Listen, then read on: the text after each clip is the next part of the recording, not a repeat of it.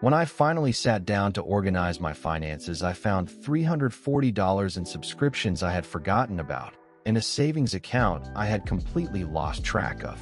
One afternoon of organization changed everything. Here is exactly how to do it. Every bank account, investment account, credit card, and loan. Pull your free credit report to find accounts you forgot you opened.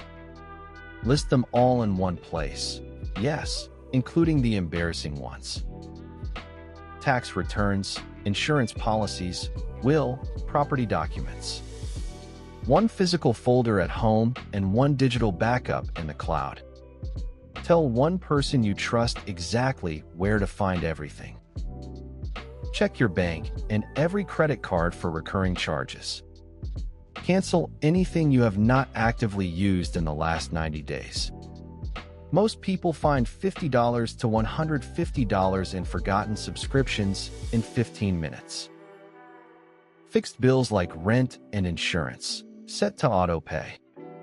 Variable bills like utilities, pay manually so you see the amount each month. Never pay a late fee again from this point forward.